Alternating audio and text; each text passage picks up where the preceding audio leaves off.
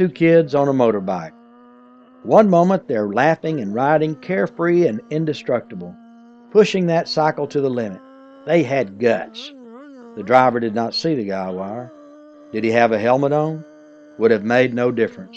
Going 15 or 30 miles an hour, the results would have been the same. His head was plucked off like a grape. Life ended. I wondered how this would affect Tim. Years later, we talked about what happened in North Carolina. Our lives are shaped by the events that surround us, and some tragedies have long-term results. He remembered it as just part of growing up. It did not negatively affect him. In high school, he became one of the youngest members of the Winona Volunteer Fire Department. He continued to volunteer as a firefighter until cancer took him at the young age of 27. Tim was loved by all. He was a great firefighter and a great brother-in-law.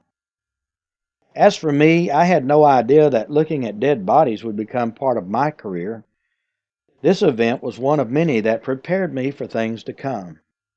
Being a nurse or medic is not a prerequisite for being a justice of the peace, but it certainly has been helpful. People who are rich in life experiences make the best judges. So that's the end of Chapter 1. I put Chapter 1 a little bit intense because I wanted to prepare people for the rest of the book. If you can get through Chapter 1, the rest of the book will be easy. What I didn't anticipate there are a few people that just can't quite get through Chapter 1. You know, the death of a child and the tragedy that happens is more than they can handle. However, if they can get through that, Chapter 2 backs off a little bit, and we kind of get into more a little bit about why I'm here and what I do. It gets a little boring about the parts about what all an inquest entails, but it really gets you ready for the rest of the book. And we get into the inquest stories. So let's get through this next chapter and then let's talk about the Christmas Day murders. Chapter 2. How did I get here? What am I doing? You'll be in jail for the weekend, the jailer said to a 17-year-old prisoner, Smiling as the heavy barred doors clanged shut. The dark gray paint on the heavy steel bars was thick from coats accumulated during years of community service. The boy, wearing a black and gold Winona High School letter jacket, looked around the cell. Criminals of various shapes, sizes, and colors grinned back. Everyone in the cell looked happy, everyone except that 17-year-old kid, me. They did not know or care that I was a good kid, really a good kid, only stupid that night. They laughed when I said, "I'm not staying here." Once in a long while, I get a gut feeling that predicts the future. I can't explain this prophetic ability. I've experienced it less than a dozen times in my life. I knew that night I was not to stay in that dingy cell for a weekend or even for the night. My friends regularly shoplifted 8-track tapes. A history lesson for you younger readers.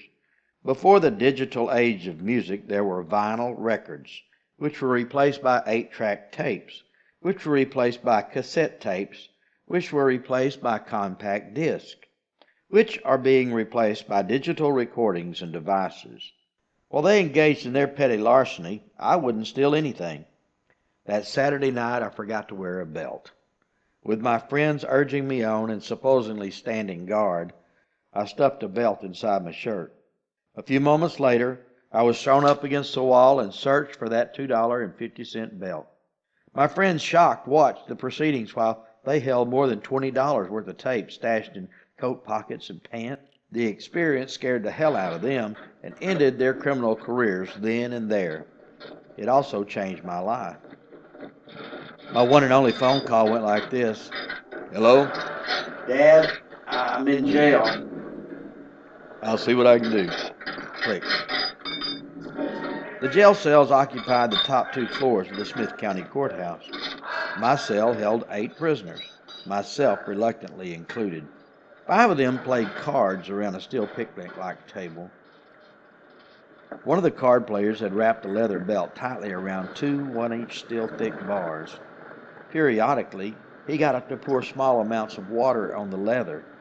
having seen a movie or otherwise heard about the strength of shrinking leather. The other two prisoners just sat on steel beds and benches looking dangerous.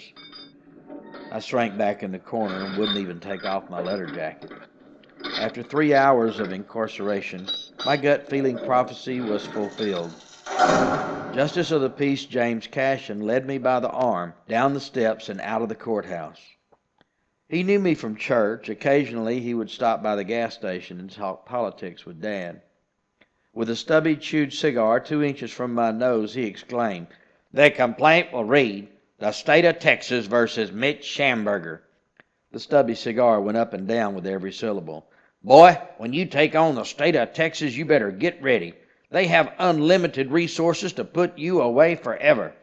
You can bump heads with the state of Texas, or you can be a responsible citizen and maybe do some good in the community. The choice is yours." He paused to adjust his jaw's clamp on the cigar. "The choices you make now can affect you the rest of your life." He finished solemnly. I said nothing. It could have been the decaying cigar, but I thought I caught a scent of Jack Daniels on his breath. I guessed that the judge and Dad had shared a nip or two on the way to the jail. Some kids you have to whip, yell at, or take extreme measures to get their attention. My attention was got. That night I lay down in the comfort of my own bed and reflected on the foolishness of the act, the embarrassment of being arrested, and Judge Cashin. I came to the conclusion that judging is one real neat job. To be able to help someone, offer guidance and direction, and have the power of the gavel to put criminals away forever, that was awesome. I never knew if it was my distant kinfolk in the district attorney's office, the store, or Judge Cashin, or if my case just fell through the cracks, but nothing else happened, and Dad never mentioned it after that night. I've related this story to hundreds of kids and have been known to chew a cigar or two myself. 8 years later, I tossed my hat into the political ring for the position of Justice of the Peace for Precinct 4, Smith County. The votes were counted, and I lost. I was beaten by a dead man. Judge Cashin died in his courtroom with his name already printed on the November ballot. I had to run as a write-in candidate, and it was my first campaign for public office. My living opponent was Ray Day, a butcher.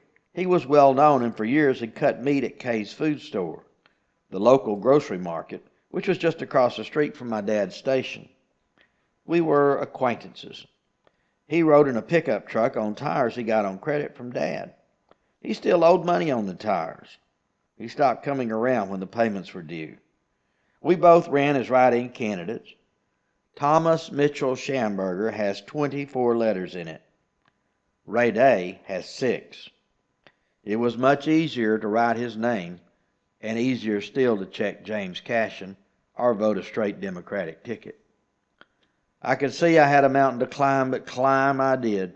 We had public debates, put up yard signs, and ate at every church gathering and meeting.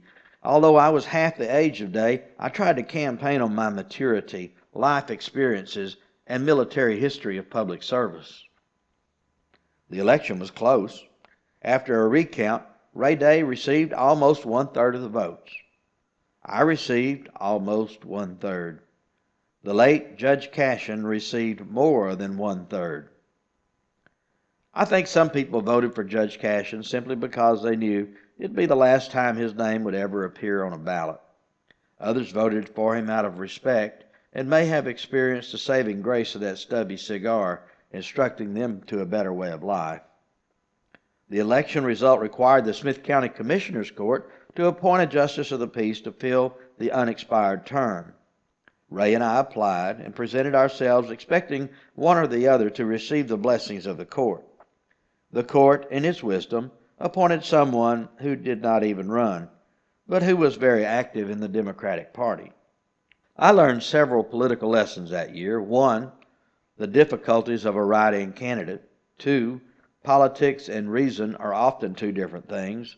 And 3, never underestimate your opponent, even if he's dead.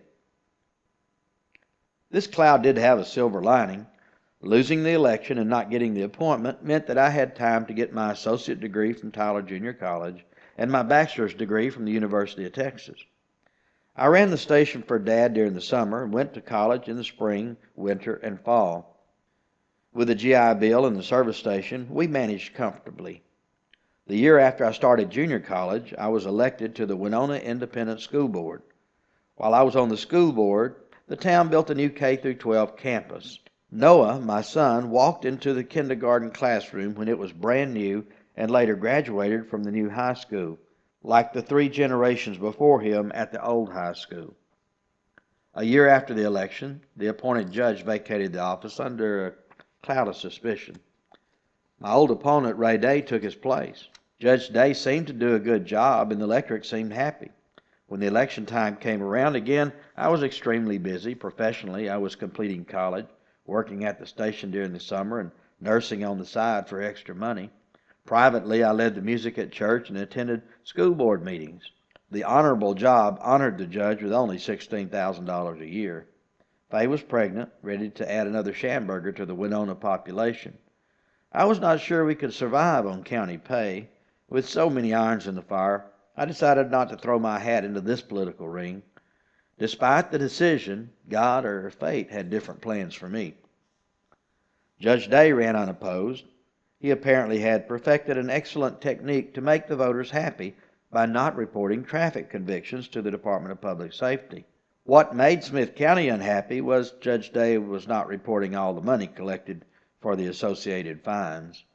4 years after Ray Day's appointment, he was indicted and convicted for supplementing his salary with fine money. With my college degree in hand, Faye settled in as a U.S. postal route carrier. With son Noah attending school and daughter Lena out of diapers, the time seemed right for me to try again for the judgeship. I applied for the appointment and was selected. One county commissioner, Jerry Shamburger, abstained from voting. At the age of 29, the job was mine. During my first few years of Justice Court School, conferences, and seminars, I heard stories about Judge Cashin, his antics and activities. They lived on at such events. Even though he had been dead for 5 years, his shoes were hard to fill.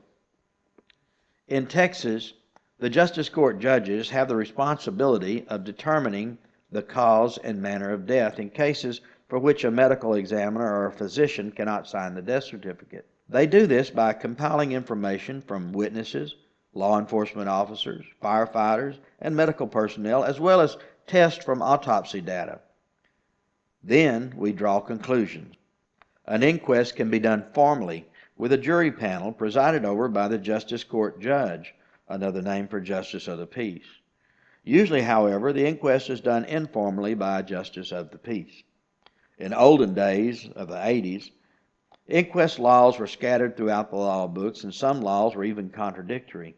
Like Judge Roy Bean, Justice of the Peace Law west of the Pecos, I had to pick and choose which laws I wanted to use. The Legislative Committee of the Justice of the Peace and Constables Association of Texas took on the task of codifying the inquest laws. I'm proud to say I had a part in writing these laws. The Texas Code of Criminal Procedure, Chapter 49, makes some pretty interesting reading. What is an inquest? Chapter 49 of the Texas Code of Criminal Procedure includes this definition. Inquest means an investigation into the cause and circumstances of the death of a person and a determination made with or without a formal hearing as to whether the death was caused by an unlawful act or omission. Inquest on a dead body, simply put, means determining the cause and manner of death. It's actually a small part of my daily duties, but highly visible and important. Most people think inquests are emotionally draining, and some are, especially those on kids. A county commissioner once told me at budget time, "You couldn't pay me enough to go out and look at those dead bodies." I replied, "You're in luck. You can pay me."